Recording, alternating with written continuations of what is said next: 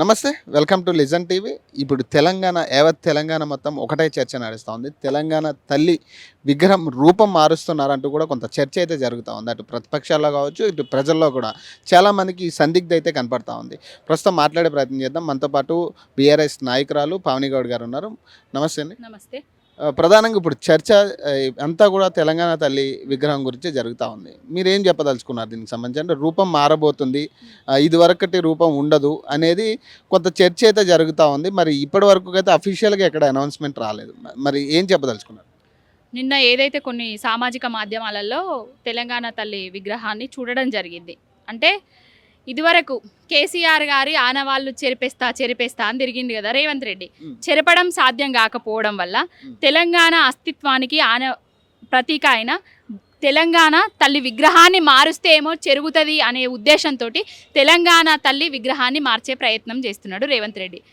ఇదివరకు తెలంగాణ తల్లి ఒక చేతిలో బతుకమ్మ పెట్టుకొని, ఇంకొక చేతిలో కంకి పెట్టుకొని, తల కిరీటం పెట్టుకొని, ఒంటి నిండా నగలు పెట్టుకొని ఒక దేవతా స్వరూపం లెక్క తెలంగాణ అస్తిత్వానికి పరిడవిల్లేటట్టు ఒక మాతృమూర్తి లెక్క కనబడే విధంగా రూపొందించిండ్రు. ఆనాటి మేధావి వర్గం అందరూ సమాలోచనలు చేసి కొన్ని అన్నీ చూసి తెలంగాణ తల్లి విగ్రహాన్ని ఏర్పాటు చేయడం జరిగింది.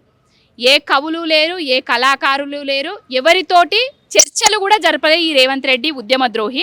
ఇప్పుడు వచ్చి తెలంగాణ తల్లి విగ్రహాన్ని మారుస్తా అంటున్నాడు. మారనియండి, 4 ఏళ్లలో అధికారంలో వచ్చేది మేమే. ఏ తల్లి ఎక్కడుండాలో, ఏ తండ్రిని ఎక్కడుంచాలో కూడా చూసుకుంటాం మేము. అంత కాన్ఫిడెంట్ అంటే వాళ్ళు ఒక పక్క చెప్తానే ఉన్నారు, ఖచ్చితంగా మా విజయోత్సవ సభల్లో మేము ప్రతిదీ కూడా అమలు చేసిన ప్రతి అంశాన్ని మేము చెప్పబోతున్నాము. ఖచ్చితంగా మళ్ళీ మా ప్రభుత్వమే వచ్చే 10 ఏళ్లలో మా ప్రభుత్వమే ఉంటుంది ఖచ్చితంగా అని వాళ్ళు స్టాండర్డ్గా చెప్తా ఉన్నారు. మీరు ఇంత కాన్ఫిడెంట్గా మళ్ళీ మా ప్రభుత్వం వస్తుందని ఎట్లా చెప్పగలరు? పగటి కళలు అంటున్నారు. విజయోత్సవ సభలు కాదు అవి, దగోత్సవ సభలను పెట్టుకోమని చెప్పండి రేవంత్ రెడ్డిని. విజయోత్సవ సభలు పెట్టుకొని జనాలను వాళ్ళ దగ్గరికి పిలుచుకుంటున్నారు తప్ప జనాలు ఎవ్వరు కూడా ఏ నియోజకవర్గంలో కానీ, ఏ గ్రామ పంచాయతీ దగ్గర కానీ రేవంత్ రెడ్డి బాగా చేస్తున్నాడని పాలాభిషేకాలు, పూలాభిషేకాలు చేయట్లేదు. అధికారులు ఎవరైనా ప్రజాప్రతినిధులు ఊర్లలోకి పోయి వాళ్ళ సొంత నియోజకవర్గాలకు పోయి కూడా ఉత్సవాలు జరపట్లేదు. ఎందుకు జరపట్లేదు అంటే ఈ సంవత్సర కాలంలో అన్ని వర్గాల ప్రజలను మోసం చేసినాం, ఏ హామీని కూడా మేము నెరవేర్చలేదు అనేది కాంగ్రెస్ వాళ్ళకు కూడా. సభలకు వచ్చే ప్రజలందరూ కూడా రేవంత్ రెడ్డి కోసం కాదంటారా? రేవంత్ రెడ్డి కోసం రావట్లేదు. అభిమానం ఉండైతే తెలంగాణ రాష్ట్రం నుంచి ఆయన పక్కన 20 మంది కూడా నిలబడరు, ఆయన మంత్రివర్గం కూడా నిలబడది. ఎప్పుడు కూడా ఆయన మీద ఆరోపణలు వస్తే ఆయనే బయటికి వచ్చి ఇవి నిందలు మాత్రమే అని చెప్పుకుంటున్నాడు. కానీ ఎవ్వరు కూడా ఆయనను అంటే ఇవి కాదు, ఏ మంత్రి కూడా వచ్చి ప్రెస్ మీట్లు పెట్టట్లేదు, ఆయన మీద మాట్లాడట్లేదు. ఆయన మంత్రివర్గమే ఆయనకు సహకరిస్తలేదు. ఇక తెలంగాణ ప్రజలు ఈయన అరాచకాన్ని చూసి ఆయన బాగున్నది అని వచ్చేటోళ్ళు అయితే ఎవరు లేరు. ఆయన విజయోత్సవాల్లో చెప్తా ఉన్నాడు కదా, మేము అన్ని హామీలు కూడా దాదాపు మేము నెరవేర్చాము, కొన్ని అవకతవకలు ఉన్నాయి, ఇవి కూడా మేము తెలుస్తాము. ఖచ్చితంగా వచ్చే 2-3 నెలల్లోనే ఇదంతా సానుకూలత వస్తుంది. ఖచ్చితంగా ప్రజలు అందరూ కూడా వ్యతిరేకతలో లేరు. కొంతమంది బీఆర్ఎస్ పార్టీ తొత్తులో, లేకపోతే బీఆర్ఎస్ పార్టీ పెయిడ్ బ్యాచ్ మా తరపున ఇట్లా దుమ్మెత్తిపోస్తున్నారని చెప్తా ఉన్నారు కదా. మరి ఇది కరెక్ట్ కదా? మరి వాళ్ళు నెరవేర్చలేదా? ఇప్పుడు రేవంత్ రెడ్డి ఇచ్చిన హామీలు వేరు, నెరవేర్చినవి వేరు. 6 గ్యారంటీలు అన్నాడు. 6 గ్యారంటీలను అబద్ధాలు చేసుట్లా కరెక్ట్గా అంటే సెట్ అయిపోయిండు. 420 హామీలు అన్నాడు, 420 మోసాలు చేసుట్లా నెంబర్ 1 అయిపోయిండు. ఎట్లా అంటే రైతు భరోసా అని చెప్పిండు. రైతు కూలీలకు కౌలు రైతులకు 500 బోనసు, అలా మళ్ళీ 3 ఉంటాయి. ఆ 3 కూడా ఏ గ్యారంటీని నెరవేర్చలేదు. రైతు పండుగలు అని క్యాప్షన్ మాత్రం పెట్టుకున్నాడు. ఏ రైతుకు నువ్వు సకాలంలో నీళ్ళు ఇచ్చినావు, ఏ రైతుకు కరెంట్ ఇచ్చినావు, ఏ రైతుకు పెట్టుబడి సాయం ఇచ్చినావు? పెట్టుబడి సాయం రైతు బంధు వద్దు, రైతు భరోసా ఇస్తా అని చెప్పినావు. రైతు బంధు లేదు, రైతు భరోసా లేదు, అన్ని మాయం చేసేసినావు. అంటే కాదా, ఇప్పుడు రుణమాఫీ విషయంలో 22 లక్షల మంది రైతులు లబ్ధి పొందారని వాళ్ళే చెప్తా ఉన్నారు కదా, ప్లహార్డ్స్ రూపంలో కానీ, ఫ్లెక్సీల రూపంలో కానీ. ఇంకో విషయం, ఉచిత కరెంటు విషయంలో కూడా మేము ఉచిత కరెంటు ఇస్తున్నాము రైతులకు అని చెప్తా ఉన్నారు. మరి ఇది కరెక్ట్ కాదా? ఉచిత కరెంట్ అనేది రేవంత్ రెడ్డి ఇచ్చిండా? ఉచిత కరెంట్ ఎవరు ఇచ్చిండ్రు? కేసీఆర్ గారు ఇచ్చిండ్రు. ఉచిత కరెంటు నువ్వు ఇచ్చినా అని చెప్పుకుంటున్నావు, ఎవరికి ఇచ్చినావు?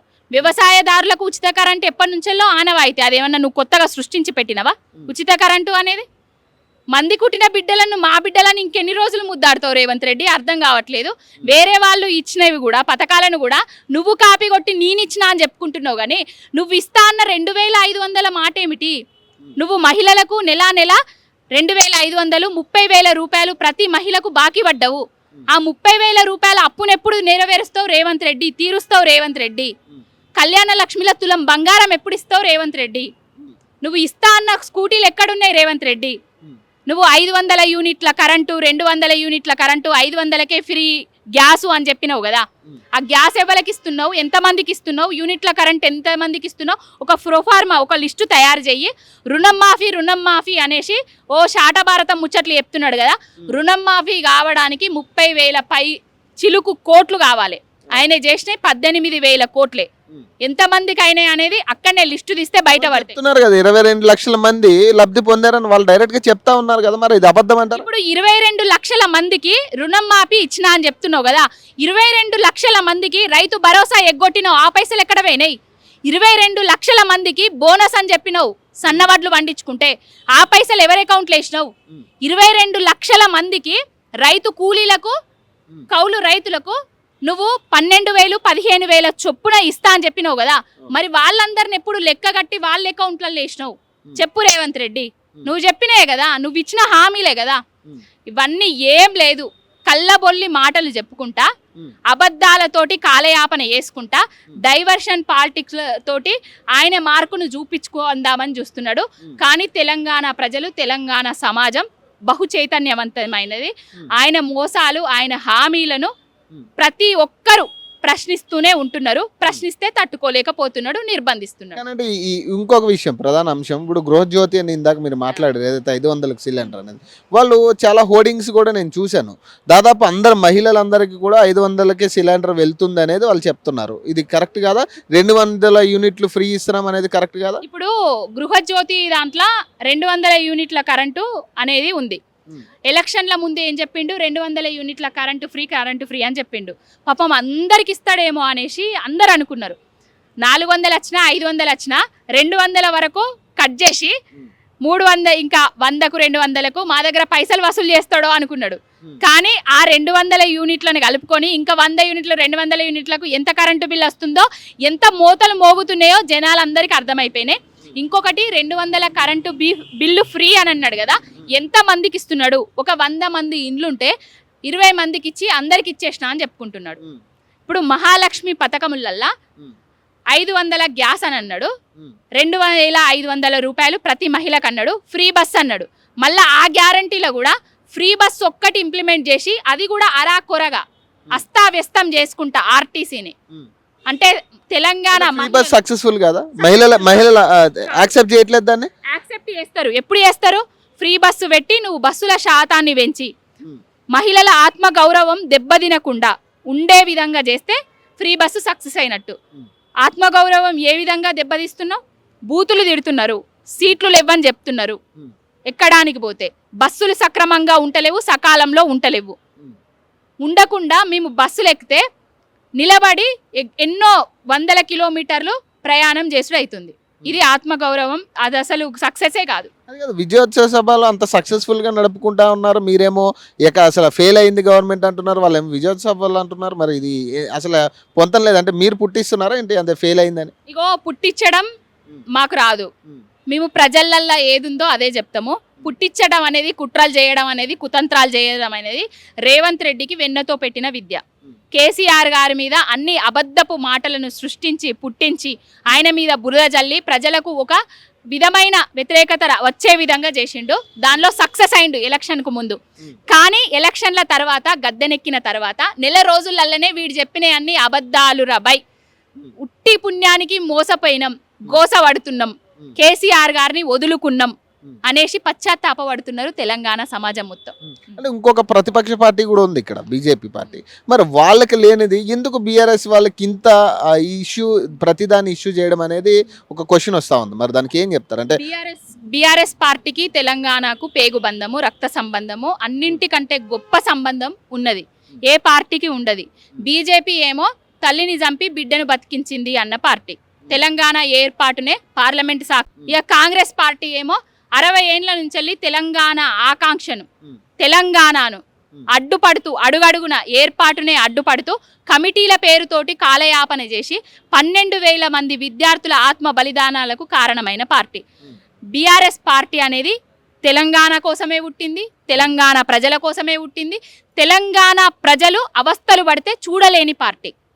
అంటే ఏ కష్టం వచ్చినా జనతా గ్యారేజ్ లెక్క బీఆర్ఎస్ భవన్కి వస్తున్నారు తప్ప ఏ పార్టీ కన్నా పోతున్నారా, ఏ పార్టీ ఆఫీస్ కన్నా పోతున్నారా? బీజేపీ పార్టీ ఆఫీస్కి పోతున్నారా, కాంగ్రెస్ పార్టీ ఆఫీస్కి పోతున్నారా? ఒకటే అంటున్నారు, ఇది జనతా గ్యారేజ్ కాదు, ఏదో వాళ్ళ కార్యకర్తల వరకు వెళ్తున్నారు తప్పితే వాళ్ళ పెయిడ్ బ్యాచే ఉంటున్నారు తప్పితే నిజమైన ప్రజలు అయితే అక్కడికి వెళ్ళట్లేదు అని చెప్తాం. ఇప్పుడు పెయిడ్ బ్యాచా కాదా అనేది ఏ సోషల్ మీడియాను ఉపయోగించి రేవంత్ రెడ్డి అనేటైన గద్దెనెక్కిండో ఆ సోషల్ మీడియాను ఒక్కసారి ఓపెన్ చేసి చూడు అని చెప్పుర్రి. ఎవరు పేడు బ్యాచి, ఎవరు ప్రజలు, ఎవరు ఈయనకు శాపనార్థాలు పెడుతున్నారు, తిండర్లు పెడుతున్నారు, తిట్లు పెడుతున్నారు, పిండాలు పెడుతున్నారు అనేది అర్థమవుతుంది.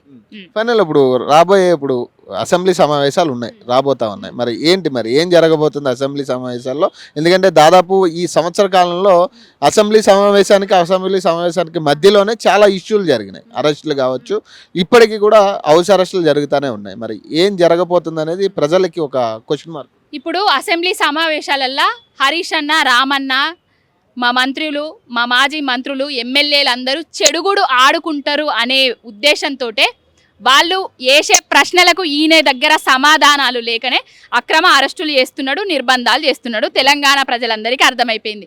ఎన్ని రోజులు ఇట్లా కాలయాపన చేస్తావు, ఎన్ని రోజులు అక్రమ అరెస్టులు చేస్తావు, ఎన్ని రోజులు నిర్బంధిస్తావు? నిర్బంధాలు కొత్త కాదు, ప్రశ్నించడం కొత్త కాదు. వీళ్ళను అరెస్ట్ చేస్తే 4.5 కోట్ల తెలంగాణ ప్రజానికం మొత్తం ప్రశ్నించడానికి సిద్ధంగా ఉన్నారు. రేవంత్ రెడ్డి చెడు కూడా ఆడుకుంటారు ఈసారి అసెంబ్లీ సెషన్లో బీఆర్ఎస్ నాయకులు. నిన్న ఏదైతే కౌశిక్ రెడ్డి విషయంలో కావచ్చు, హరీష్ రావు విషయంలో కావచ్చు, ఏదైతే అరెస్టుల ధోరణి కనపడతా ఉందో, గతంలో రేవంత్ రెడ్డి గారిని కూడా అదే రకంగా మీరు అరెస్ట్ చేయించిన పరిస్థితి కనపడతా ఉంది. అంటే ఈ పక్క వీడియోలు చూస్తే అప్పుడు ఏదైతే జరిగిందో ఇప్పుడు అదే రిపీట్ అవుతున్నట్టుగా కనపడతా ఉంది. మరి ఏంటి రేవంత్ రెడ్డి శుద్ధపూసానా? రేవంత్ రెడ్డి ఫోన్ ట్యాపింగ్ అవుతుందని ఏమన్నా అరెస్ట్ చేసిండ్రా? రేవంత్ రెడ్డి లంగా దొంగ పనులు చేస్తూ పట్టపగలు బ్యాగు సంచులల్లా 50 లక్షల రూపాయలు పెట్టుకొని ప్రభుత్వాన్ని కూల్చే కుట్రలు చేసిండు కాబట్టి, రాజ్యాంగ ద్రోహం చేసిండు కాబట్టి, ఒక రాజ్యాంగాన్ని కించపరిచే విధంగా ప్రభుత్వాలను కూర్చే కుట్రలు చేసిండు కాబట్టి అరెస్టులు చేసారు. కౌశిక్ రెడ్డి ఏమన్నా ప్రభుత్వాలను కూల్చడానికి పైసలు పట్టుకపోయిండా? కౌశిక్ రెడ్డి ఏమన్నా ఎవరినన్నా ఎమ్మెల్యేలను కొనడానికి పైసలు పట్టుకపోయిండా? కౌశిక్ రెడ్డి ఫోన్ ట్యాపింగ్ జరుగుతుంది, ఎవరు చేస్తున్నారు? ఏసీపీ దగ్గర పర్మిషన్ తీసుకొని పోతే అక్కడికి పోయిన తర్వాత సిఐ ఉండడు, అందరు తప్పించుకొని తిరుగుతారు. మరి ఎవరికి ఇవ్వాలి? ప్రజాప్రభుత్వం కదా, అందరికీ స్వేచ్ఛ, సమానత్వం, సౌభ్రాతృత్వం ఉన్నది కదా. మరి ఎవరికి ఇవ్వాలి, ఎవరికి చెయ్యాలి, ఎవరికి చెప్పుకోవాలి మాకు వచ్చే కష్టాన్ని? హరీష్ రావు కూడా ఫోన్ ట్యాపింగ్ విషయంలో ఇటీవల కొన్ని ఆధారాలు కూడా బయటపెట్టిన పరిస్థితి కనపడతా ఉంది. చక్రధర్ గౌడ్ అనే ఒక వ్యక్తి నా ఫోన్ ట్యాపింగ్ అయింది, హరీష్ రావే చేయించాడని ఆయన కరాఖండిగా చెప్తా ఉన్నాడు ప్రెస్ మీట్లో. ఇవన్నీ ఏంటంటే డైవర్షన్ పాలిటిక్స్లో భాగంగానే మాత్రం అట్లాంటి హరీష్ అన్న చెయ్యరు. ఫైనల్ ఏం చెప్పదలుచుకున్నారు ఈ అరెస్టుల విషయంలో కావచ్చు, ఈ రోజు జరుగుతున్న హౌస్ అరెస్టుల విషయంలో కావచ్చు? అంబేద్కర్ విగ్రహం దగ్గర కూడా మిమ్మల్ని నెలనివ్వని పరిస్థితి. అంటే అంబేద్కర్ వర్ధంతి రోజున ఏదైతే 125 అడుగుల ఎత్తున అంబేద్కర్ను నిలబెట్టి ఆకాశానికి తీసుకొచ్చిండో బాపు కేసీఆర్ గారు, ఆ తెలంగాణ రాష్ట్రానికి నువ్విప్పుడు ముఖ్యమంత్రివయ్యి ప్రతి ఒక్కరిని, అంబేద్కర్ గారు ఏమి చెప్పిండు? రాజ్యాంగాన్ని పట్టుకొని నీ రాహుల్ గాంధీ ఏమో ఢిల్లీలో అబద్ధాలు చెప్తాడు, నువ్వేమో గల్లీలా తెలంగాణలో స్వేచ్ఛ, సమానత్వం, సౌభ్రాతృత్వానికి వ్యతిరేకంగా ఎవరిని ప్రశ్నించకుండా, ఎవరు నీ దారికి అడ్డు రాకుండా అక్రమంగా అరెస్టులు చేస్తున్నావు. ప్రతి ఒక్కటి కాలం చూస్తున్నది, ప్రతి దానికి సమాధానం చెప్తుంది. కర్మ రిటర్న్స్. Thank you.